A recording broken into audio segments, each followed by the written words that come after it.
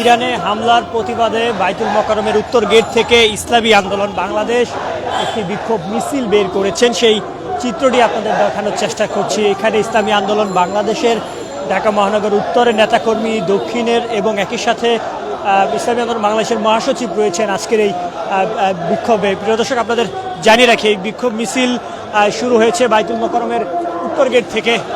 মূলত জোহরের নামাজের পরেই এই মিছিল শুরুর পূর্বে সংক্ষিপ্ত একটি সমাবেশ অনুষ্ঠিত হয়। সেখানে কেন্দ্রীয় নেতাকর্মীরা বক্তব্য প্রদান করেন এবং তারা বারবার বলছেন ইরানের হামলার প্রতিবাদে বিভিন্ন স্লোগান আমরা ইতিমধ্যে লক্ষ্য করছি। সেই বাইতুল মোকাররমের উত্তর গেট থেকে যে বিক্ষোভ মিছিলটি ইসলামী আন্দোলন বাংলাদেশ বের করেছেন, সেই চিত্রটি আপনাদের সরাসরি দেখানোর চেষ্টা করছি।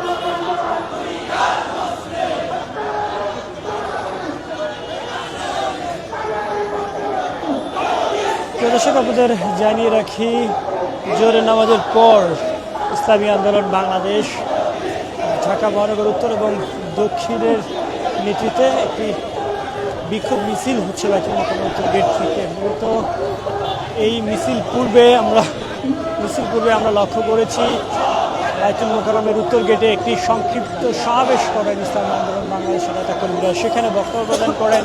এখানে ঢাকা মহানগর উত্তর এবং দক্ষিণী নেতাকর্মী রয়েছেন, এখানে ইসলামী আন্দোলন বাংলাদেশের মহাসচিব রয়েছেন এবং তাদের যে দাবিগুলো রয়েছে সেই দাবি এবং তাদের আজকের এই মিছিল মূলত আমরা লক্ষ্য করেছি কিছুক্ষণ আগে শুরু হয়েছে।